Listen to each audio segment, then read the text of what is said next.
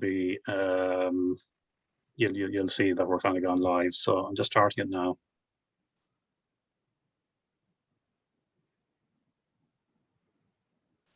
So you can go, Alison. Oh, sorry.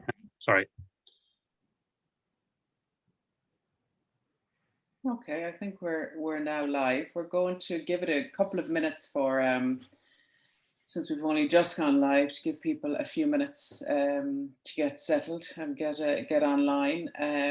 There's one or two announcements that we can do while we're waiting. One of those is that for anyone who wants to see them, the children's art competition is down, and their paintings have been laminated, and if anybody wants to go and look at those, they are on the railings of the playground in Harold's Cross Park. And then when this session finishes at 8 o'clock, there is Ode to Harold's Cross, which is involves a number of local actors, of which there are many living in the area, and that's on at 8. And then after that, at 9 o'clock, there is a film on the Pottle, on the River Pottle, from 1975 by Gerard O'Kelly. So that gives a bit of an opportunity for anyone who wants to see the changes in that over the last number of decades. And this being the second last day of the Harold's Cross Community Festival, there will be also a host of other events tomorrow evening. And I'm going to take the opportunity to plug an interview I'm doing tomorrow evening. Gosh, I'm trying to remember the time now. I think it's 6 or 7 o'clock, with the author Paddy Murray, about his new book. So, although I don't mean to upset the author whose company I'm currently in by mentioning a different author entirely. So I'm going to introduce tonight's author. He is Professor Brendan Kelly, and Brendan is the Professor of Psychiatry at Trinity College Dublin and a consultant psychiatrist in Tallaght Hospital. Brendan is the author of many books, too many for me to mention here, but those books include the very timely Coping with Coronavirus, How to Stay Calm and Protect Your Mental Health, the very comprehensive Hearing Voices, The History of Psychiatry in Ireland, and also The Doctor Who Sat for a Year. Brendan's latest book, and after the year or so we've all put down, it's what we've all been waiting for really. It's called The Science of Happiness, The 6 Principles of a Happy Life and 7 Strategies for Achieving That. It's published by Gill. And just to say to anyone who's watching, there will be time for questions when we've finished the interview. Now, it says on the blurb on the cover of the book, Luke O'Neill, and I thought it was very clever to get a blurb from possibly one of the best known men in Ireland at the moment. And Luke says that happiness is the most bedeviling of things, and that reading this book will bring you a step closer to it. But I'm wondering, Brendan, what's the definition? How do I know if I'm happy? Alison, how would Luke O'Neill know if I was happy? Well, Luke O'Neill would know. I think Luke O'Neill knows virtually everything. So he would know about your happiness. So the book is about the science of happiness. And even that seems like a paradox, because how can we measure and study happiness when it changes so quickly, and it could be different in me compared to you, compared to anybody else?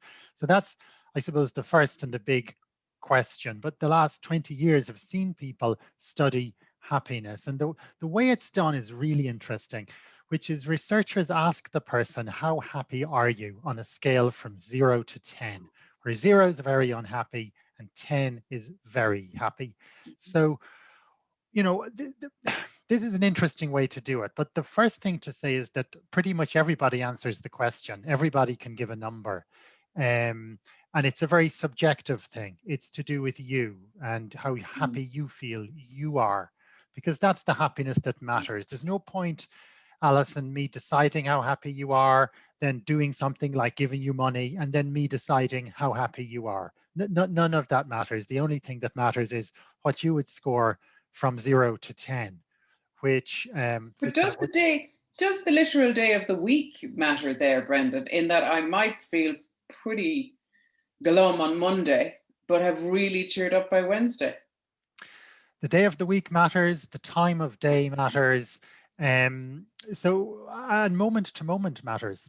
I could be happy right now and it starts raining, and that could make me unhappy for a few minutes, and then my happiness would come back. So the way to overcome this in the research is to ask thousands, tens of thousands of people this question in the hope that that irons out a little bit. And the big studies distribute the questions at all times of day, all days of the week, all weeks, all months of the year, winter, summer, spring. They're all equally represented in the hope that this will iron things out. So some of the data sets that we analyze for happiness can include up to 50 or 60,000 people across various countries. So it kind of evens out. But the question itself is so simple. How happy are you? 0 to 10. And I know from the book, it's 7 out of 10 is the, which I was actually surprised. It's that people are globally, that was the average, if you like. Yeah, that's the most common answer. Certainly in Ireland, the average answer is 7.1 most of the time. And it's a remarkably resilient answer. I mean, some of it has to do with social desirability, in the sense that we don't want to give ourselves 10 out of 10 because that just wouldn't sound credible. And then we don't want to say we're unhappy, but we're wary of going too high on the scale. So it's a sort of a middle ground that people are comfortable on, as in, I'm pretty happy, but I could be happier. That's where we land. Yeah. And what's interesting too is where you identify the greatest age of unhappiness. I think is it David Blanchflower, he talks about the midlife dip, and that age is 47. Why is that? Well, Alison, you're asking the right person. And not only because I've written a book called The Science of Happiness, but obviously because I am 47. And what David Blanchflower, an economist, did was he took studies from all over the world, over 100 countries, and he looked at how they linked happiness with age. And in pretty much every country and every culture studied, there is a U shape. So we start out pretty happy. Then in our teens and our 20s, it really takes a dip, continues downward in our 30s and early 40s. And we're at the lowest point on average in the mid to late 40s, 47. But after that, the valley of darkness in which I now walk, after that, things start to pick up again and into our 50s, 60s. And if we remain in good health into our 70s and 80s, we get happier again. And this is remarkably consistent around the world. And there's a bunch of reasons. One of them is that in the 40s, a lot of things are happening, a lot of responsibilities, a lot of worries, a lot of concerns. So you've got people who are working, and those who are working are either getting promoted, which is stressful, or not getting promoted, equally stressful, or not working and looking for work, which is very challenging, obviously.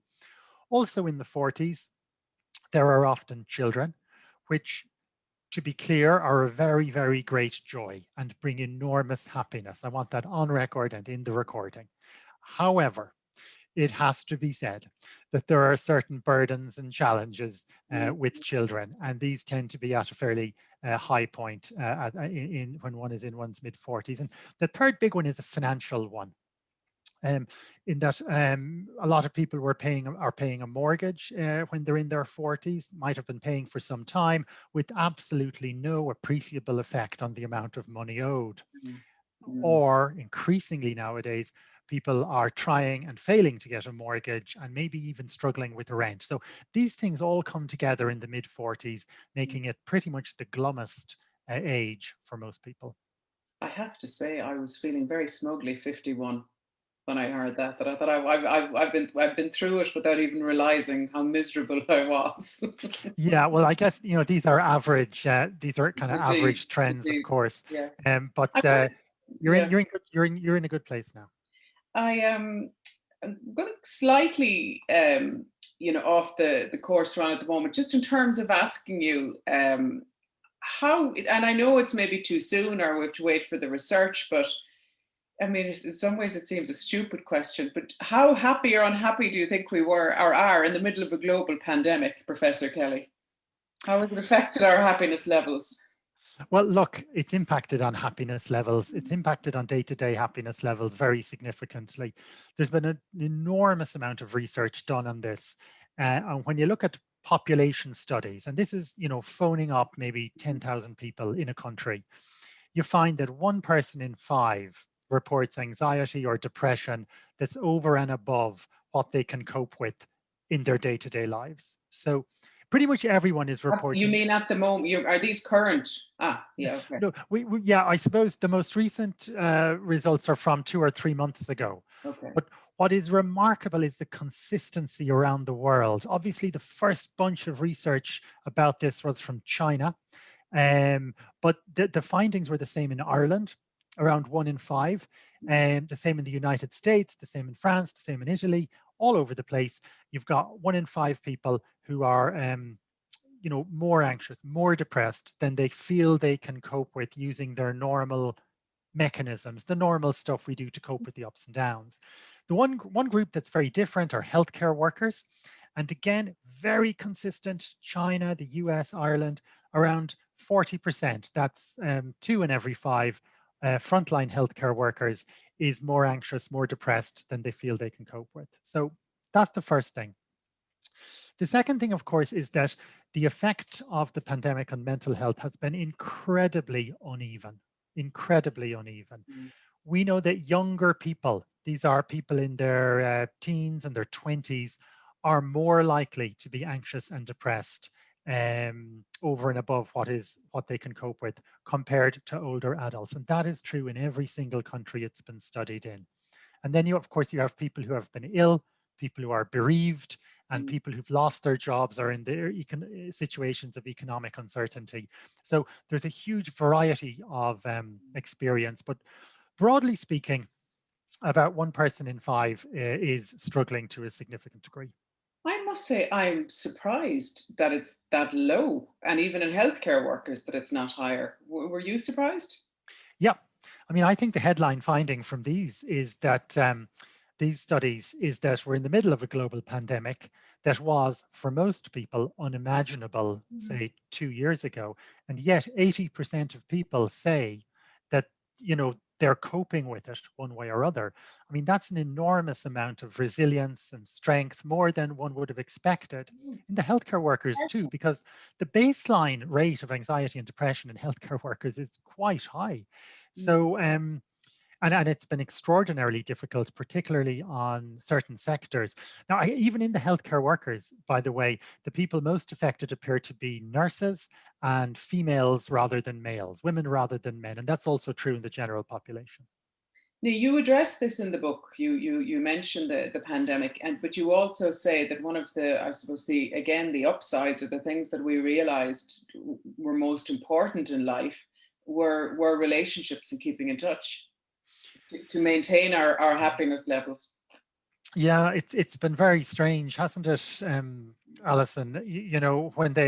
When they ease the restrictions, everyone's impulse is to go and visit their mother, also to go to Penny's, but to go and visit one's mother. And that's been writ large, if you like, by the pandemic and the disruption it's made to relationships. And even the symbols became so important. Things like posting packages to people was suddenly, it was the event of the day when the postman or the delivery person arrived, or the delivery van pulled into the estate. You'd see people coming to their windows, hoping for something, or at least some excitement. So I think those connections became even more important than they normally are. Yeah, that's for sure. And going back then on track to the, I suppose, more sequentially through the book, because there's a logic to it. I'm presuming you point out the fact that if we were to live in the Nordic countries, most particularly one of those, we would be happier, or that they are happier than the rest of the world.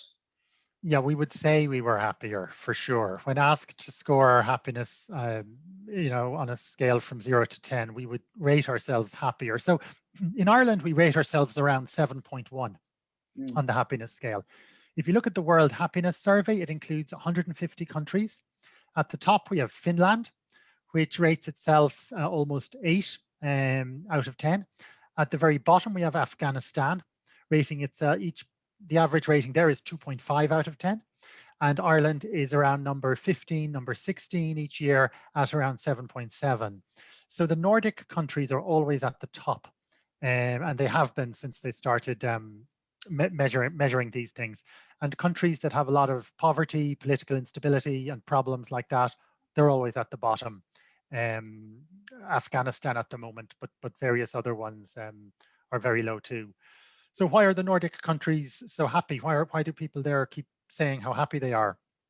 Is one of the huge questions, and it appears to relate to the state, the government, or the sort of social understanding, something to do with the balance between social responsibility and then the government's responsibility in return, if you like, seems to be the answer. These are countries with strong welfare states, countries with a lot of regulations.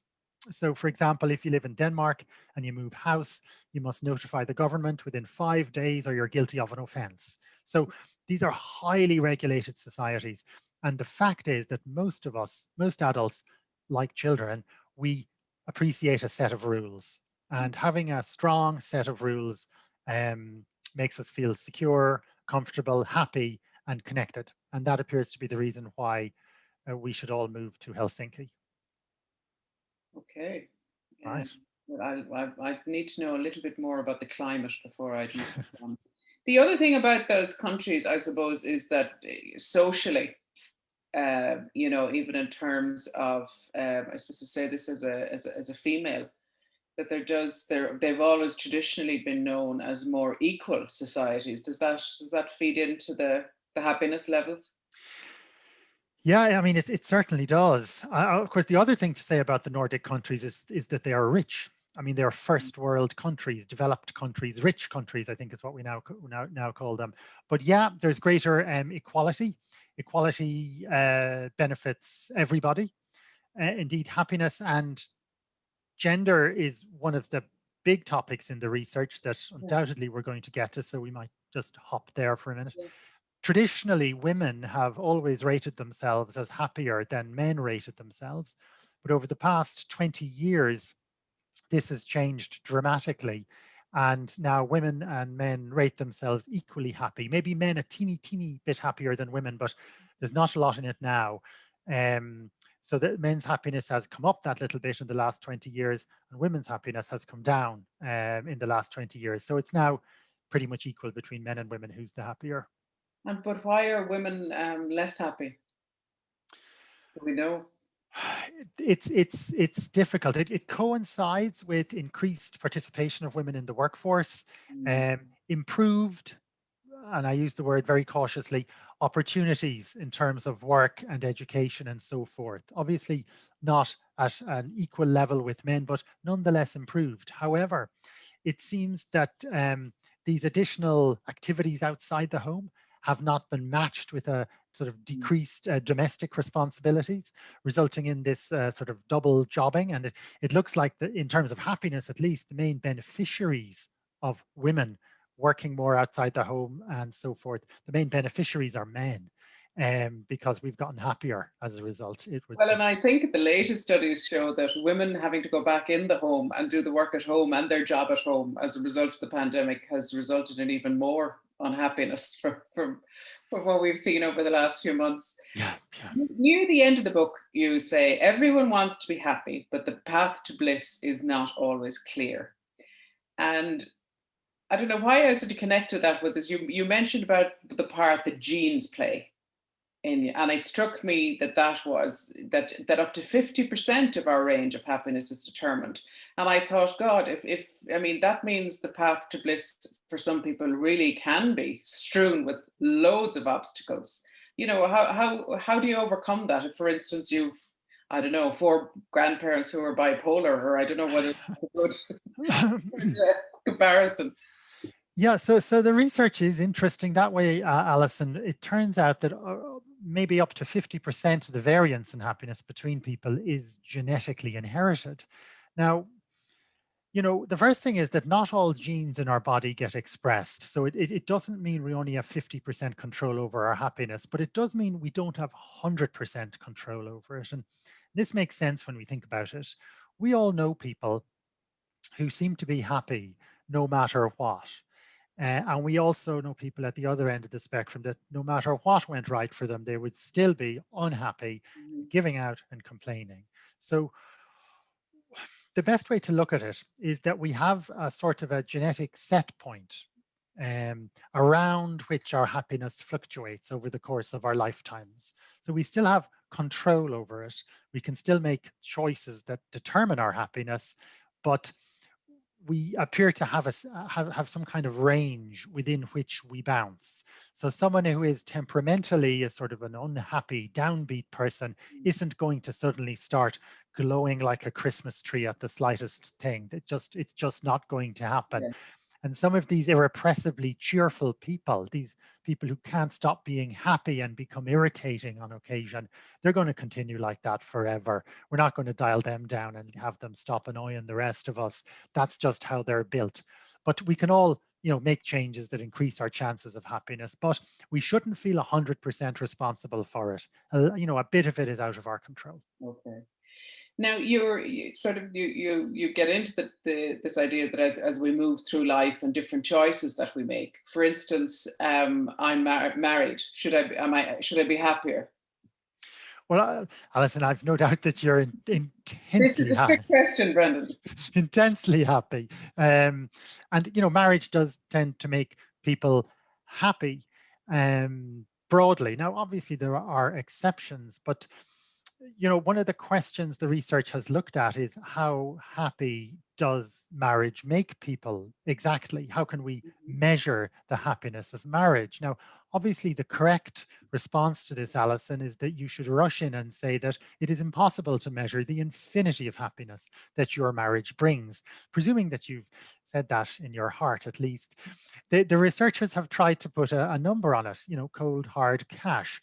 And they do this fantastic study where they say to a happily married person, such as, shall we say, yourself, Alison, and they say, look, we're going to take away your marriage partner for a year, and we're going to give them back to you after a year, fully intact. You're going to get this person back. But to take them away for a year, to compensate you, we're going to give you some cash. We're going to give you money. And the question is, how much money would you accept in place of 1 year of your happy marriage? You can feel free to answer this, or as I strongly advise, don't. Need time to think about it, Brendan. So usually, it's very interesting. If I ask a crowd of people this question, I get answers back immediately. I immediately get people saying €1. I get people saying no amount of money could possibly make up for a year. I have people asking, will I give the money in Bitcoin? I get people asking, can they pay me to take away their husband, always husband, for a year? But anyway, in the research, they found that the average value people place on 1 year of a happy marriage is $100,000 US. Wow. Okay. That's how much it's worth. Okay. That's food for thought. Now, so I'm married and feel I'm happy, and I decide to have a baby. What does that do to my happiness level? Well, so that's quite a serious one now. What happens to you on average is that at some point in the pregnancy, you become happy. Okay, this is a very average thing. Can I just emphasize that again? You become happy, and the happiness lasts for around 2 years from that point. The baby is 1 and a bit years old, and then your happiness goes back to what it was, except, of course, now you have a baby as well. So you get this happiness bump or boost, a better word, I guess, for the first 2 children.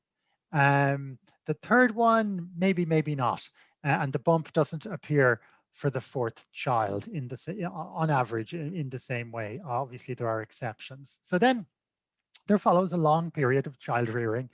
And in later life, in one's late 50s, in one's 60s, the issue becomes relevant again, where we find for adults in their 60s, the happiest are those who have had children and their children have left home. The next happiest are those who have not had children. And then slightly below them again are those who've had children and the adult children are still living at home. So children do have the potential to make you very happy. I want to be very clear for the recording and anyone else watching.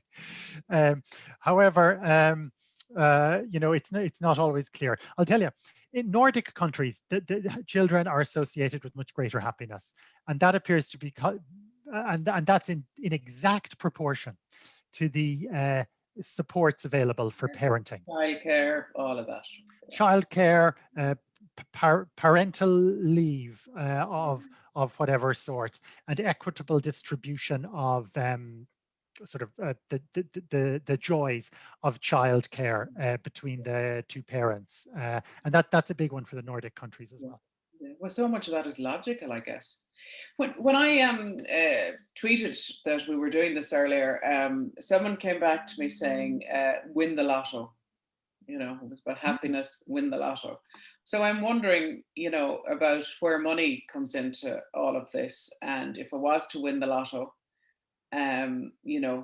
is that me sorted forever in terms of happiness? Well, it depends. It depends on your baseline financially. So if you've got no money and you suddenly get 30,000 euros, you're going to be very, very happy. But money will only make you happy up to an average income of around 50 or 60,000 euros. Beyond that, there's very little benefit to be gained from money in terms of happiness. Sorry. You get other stuff, you can buy stuff with the money, I guess, but it doesn't particularly make you happy. And of course, that makes sense. And there's diminishing returns the further up you go. So if you have 100 million euros, getting another 1 million won't make a lot of difference. But if you have €0, getting a million will make all the difference in the world. Now, for a big event like winning the lottery, it will make you happier for a period of time, but you'll very quickly revert within a year back to your pre-existing happiness level. And it's the same for a very negative thing that happens in your life. It will make you unhappy, but you will revert to your normal range or your normal set point far quicker than you think. Now, that said, I'm not entirely convinced by the research. So if anyone has €1 million out there and wants to give it to me as an experiment in how happy it makes me, I will definitely take it.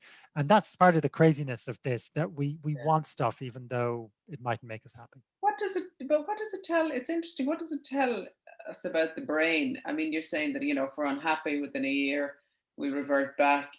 What you're just saying there, if we win money, you were even talking about when you were talking about the importance of exercise and eating properly, and that most people that lose weight actually gain it back within, there seems to be this, the body and the brain have this equilibrium then that they. Yeah, you see, our problem, the main problem with us, Alison, with humans, is that our brains are way too evolved and way too sophisticated for us to cope with. They head off on their own, doing things, and we, continually make choices that we know won't make us happy. The same bad choices day after day. We know they're unhealthy. They don't make us happy, and yet we do it. We don't understand how the brain works, essentially.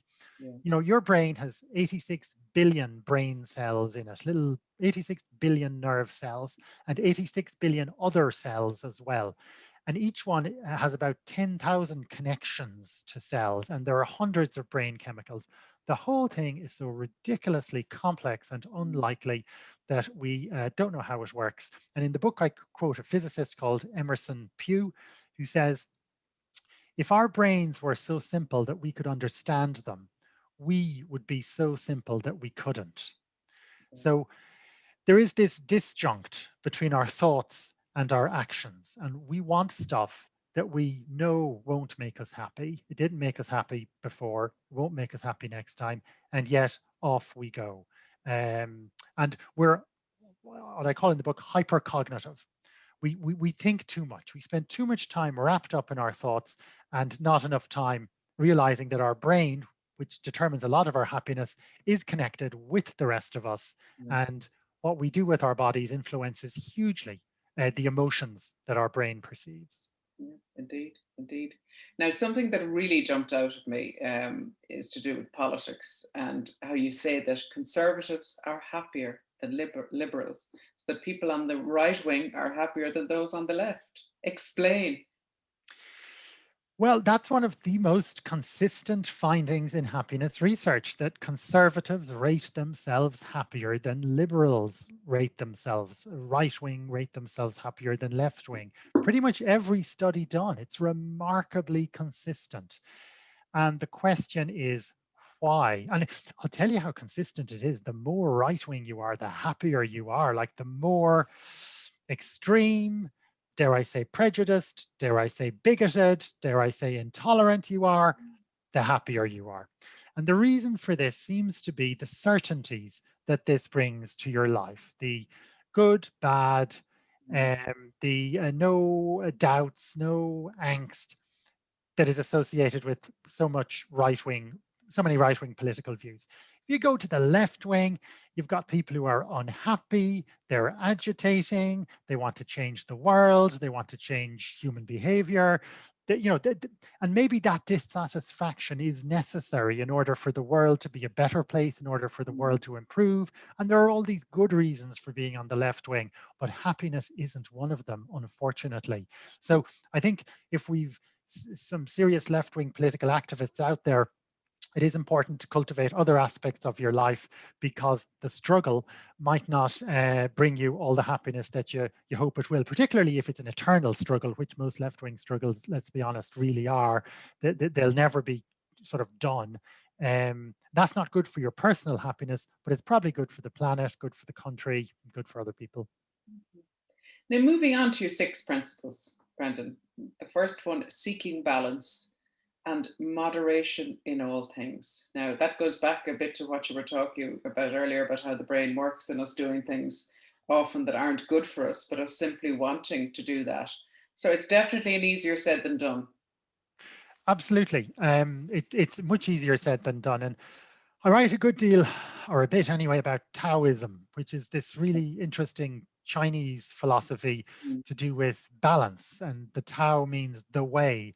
And it's nice to think of this, that there is this way that the universe works. It just works. Most obviously manifest in nature.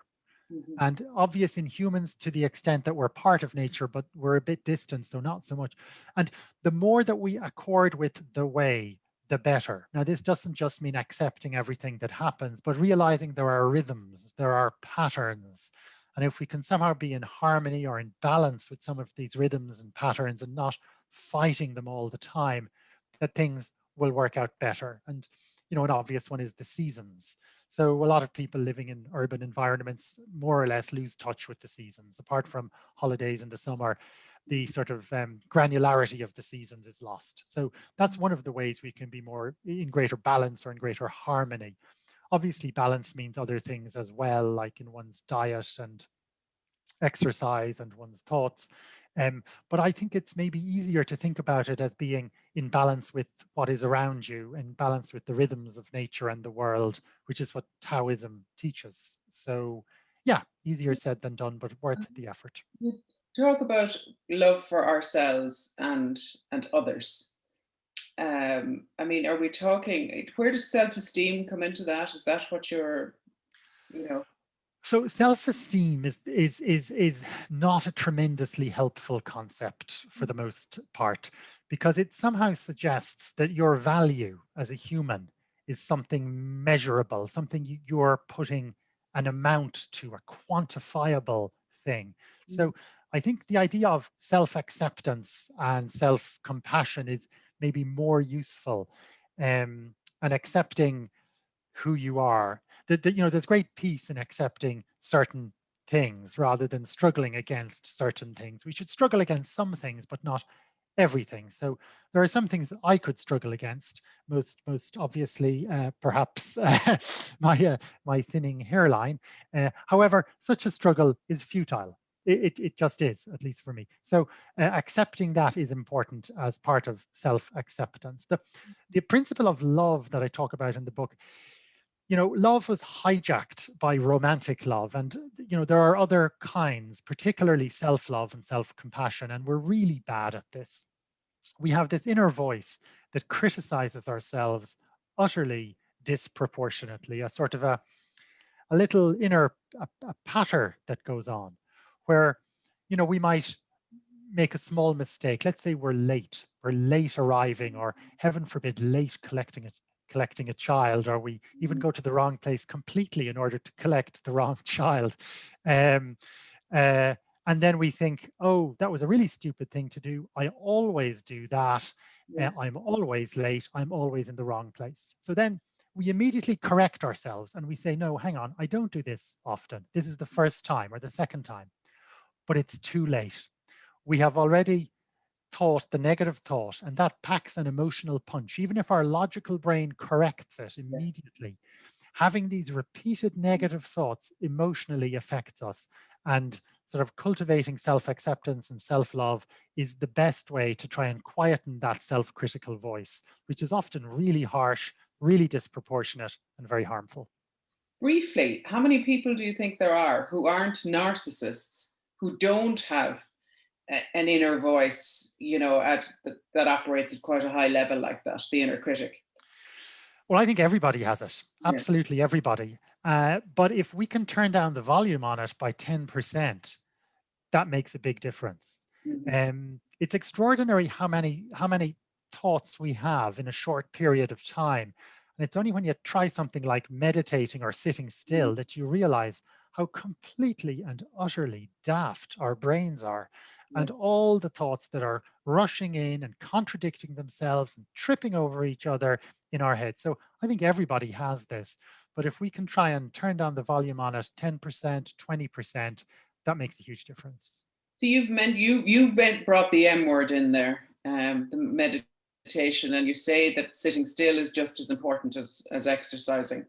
And it's it's a very in thing, meditation, mindfulness, all of that. I know you wrote that book, sitting. What is it? Sorry, Brendan, I'm having your book, the doctor who sat for a year. The doctor who sat for a year. Where you did do mindfulness or meditation every single day. How much value do you think that has in your life, and what it might do for others? Well, mindfulness is everywhere. There are books about it. There are any number of apps, online programs, university degrees, you name it, it's out there. And, mindfulness is not the answer to everything, and not by a long chalk. However, it is a very helpful tool. Practicing mindfulness, however, so, say trying to make 10 minutes a day simply to sit and just not do other stuff. That's the big thing about mindfulness. It's living in the moment. And sometimes people practice it by focusing on their breath. And it's not really the breath that's important. It's just to stop you focusing on other stuff, or focusing on something very simple for a period of time each day. And this has a calming effect on our thoughts, our mental life at the time, but more importantly, between times, when you're not, in fact, practicing mindfulness.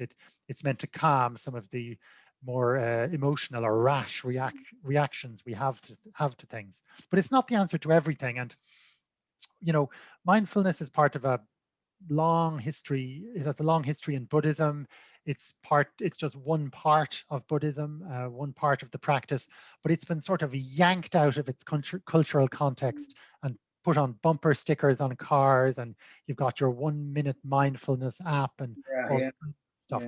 It is helpful, but it's one of the tools, if you like, that can help us live calmer, more centered lives. But it's not a miracle. And the other thing, while we're talking about it, is there are many ways to attain mindfulness, and many people are doing it already, only they don't use that language, because the language of mindfulness can seem very new agey and a bit kind of up in the air. People don't really like it. But any activity you become absorbed in. So say somebody who goes out running, and all the thoughts just leave their head. They're in the zone. They're just moving. They just hear the sound of their trainers on the pavement or on the track, and they're not thinking of anything else. That's mindfulness, just without the terminology. It's the same thing. And swimming is a really good one, where all the thoughts are gone and you're just doing the swimming. Can you say the same for sort of crafting, crocheting, you Yeah. know, tapestry, that you're immersed in it, you're concentrating? Yeah, absolutely. Knitting is the big example that has become clear. And, you know, people gravitate towards this. So you got this, a lot of people, you know, taking up knitting during the pandemic, or taking up baking above and beyond what anyone could possibly eat, just for the physical repetition of the activity, the mental absorption. And, you know, the joy of it is not being focused on the baking or the knitting. The joy is not being focused on the pandemic, not being worried about the past, which will only make you depressed. The future will only make you anxious. So you concentrate on the baking and producing vast numbers of, was it banana bread? The country. Sourdough and banana bread. But where you then also, you talk about the importance of simple daydreaming. Oh yeah, yeah, daydreaming. There's a thing. So daydreaming is one of these odd pursuits that we all do kind of secretly, but it's been researched quite a lot. And it turns out that when we're daydreaming, our brains are incredibly active. And the parts of our brains that are active are the complex problem-solving parts and the personal planning, the sort of autobiography of the future parts. So we are doing some of our most complex thinking at times when we think our minds are just ambling off. And it's so interesting. Daydreaming seems to be our brain's way of saying, you know, you've made a bad choice with this activity. It is not important. You know, there are more important things for you to do. So the brain ambles off at a slightly odd angle and in a peculiar way at times, and it works on problems that might not be obvious, but it's doing important, complicated things. Your brain is more active when you're daydreaming than it is when you're doing a routine activity, like filling in a form or driving or one of these really routine activities.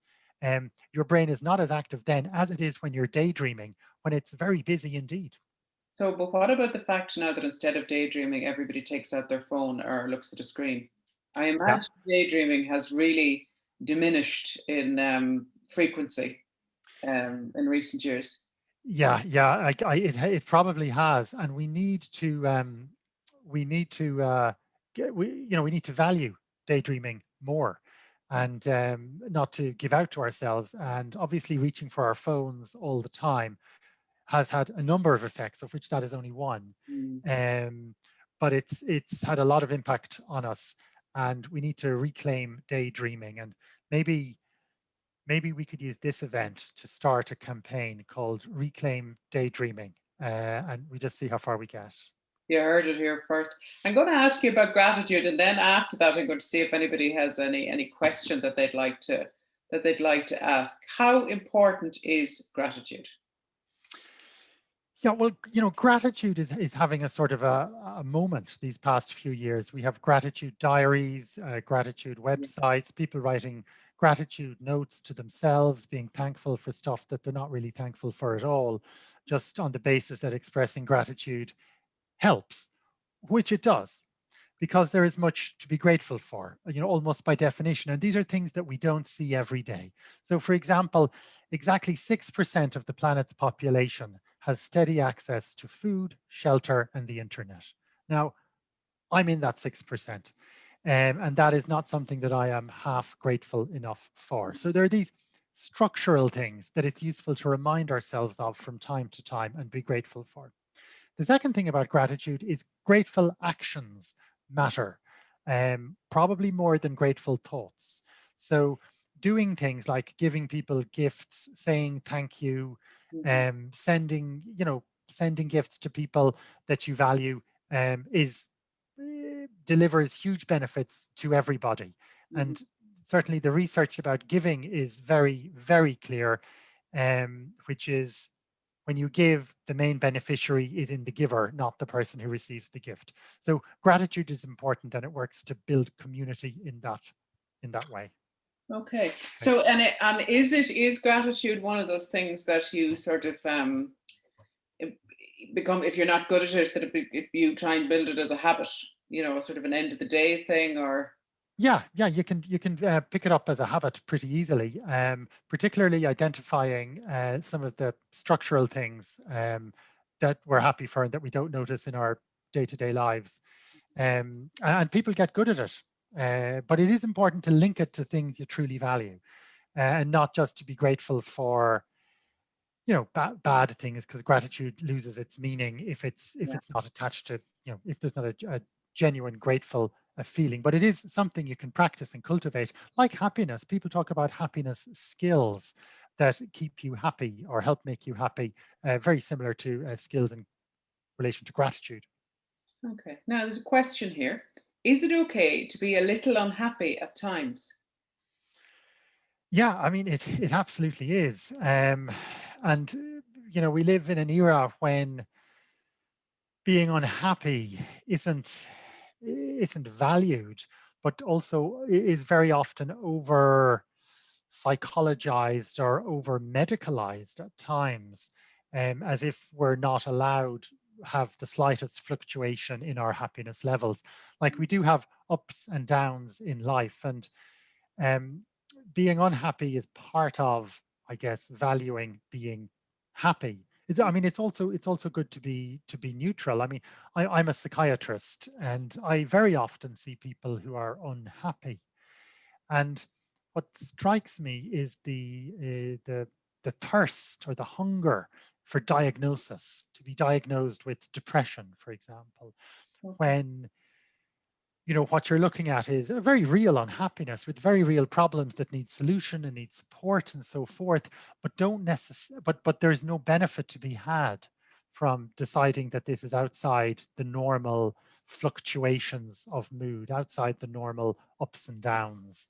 And obviously overly medicalizing or psychologizing this disempowers people from looking for the solutions. But of course, it's okay to be unhappy from time to time, particularly following difficult events, obviously, like a loss, a setback, not getting promotions, stuff like that. Happiness is part of the healthy response to that. Part of the cycle of life. How best to keep children happy? So look, children don't need to be happy all the time. As the last questioner intimated, unhappiness is part of it. Children do best in homes that are free of conflict. When you look at all the research about childhood well-being and happiness, that's the one thing that comes out. Conflict in the home is the most destructive of children's happiness, and it is the most corrosive of future happiness for children as well. So, I would from time to time come across, say, a couple who aren't getting on terribly well, but are staying together for the sake of the children, which is a really nice thought. It certainly is. It shows a good prioritization of the children, but it will only benefit the children if the conflict stops, the fighting stops. Otherwise, damage is being done to the child now and to the child's prospects of future happiness. So the conflict needs to stop, basically. Okay, and I guess that would equal generally make for happiness for the parents as well, and not just the children. Brendan, I think we're going to, on that happier note, I think we will leave it there. Thank you very much. I see the copy of the book there behind you. Here is my copy, The Science of Happiness, The 6 Principles of a Happy Life and the 7 Strategies for Achieving It. Thank you very much for your time this evening, Brendan. As we said earlier, the next event on is the Ode to Harold's Cross, which involves a number of local actors, and that's coming up at 8 p.m. Thanks for tuning in. Thank you.